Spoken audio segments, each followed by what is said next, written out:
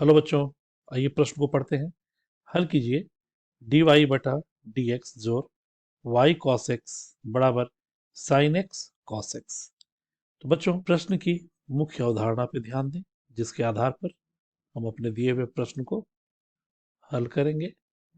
मुख्य अवधारणा के तहत जो हमारा प्रश्न है वो अवकल समीकरण से है, और अवकल समीकरण में भी रैखिक अवकल समीकरण जिसका प्रारूप डी वाई बटा डी एक्स जो पी वाई बराबर क्यू के रूप में, जहां पी तथा क्यू दोनों ही एक्स के फलन है या नियत मान वाले हैं। साथ ही साथ बच्चों, डी वाई बटा डी एक्स हमेशा स्वतंत्र होगा, इसके साथ कोई गुणांक नहीं होगा। इसके लिए हल है तो सबसे पहले हम लोग आई एफ, जिसे समाकलन गुणांक कहते, इसकी गणना करते, जिसका मान ई का घात पी डी एक्स होता है, तथा हल हेतु y गुने आई एफ बराबर क्यू आई एफ का समाकलन जोड़ c का प्रयोग करते। साथ ही e का घात अगर log x है तो ये x होता, इसका भी हम लोग व्यवहार करते हैं अवकल समीकरण में। तो अब हमारे पास जो दिया गया प्रश्न है, मुख्य अवधारणा के आधार पर वो कुछ इस तरह से है। दिया गया प्रश्न dy बटा dx जोड़ y cos x बराबर sin x cos x। तो बच्चों, अगर तुलना करें हम लोग अपने दिए हुए प्रारूप से, तो पाते हैं कि p का मान जो y का गुणांक होता है cos x तथा q sin x गुने cos x के रूप में है।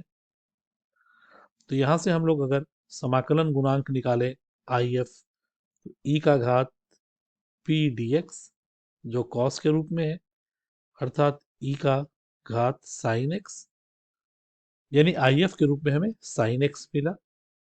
हल हेतु अगर देखें तो y गुने आई एफ यानी e का घात sin x बराबर समाकलन sin x cos x e का घात sin x dx। तो बच्चों, यहां से t बराबर हम लोग अगर sin x मान ले समाकलन करने हैं तो प्रतिस्थापन विधि, तो dt बराबर cos x dx।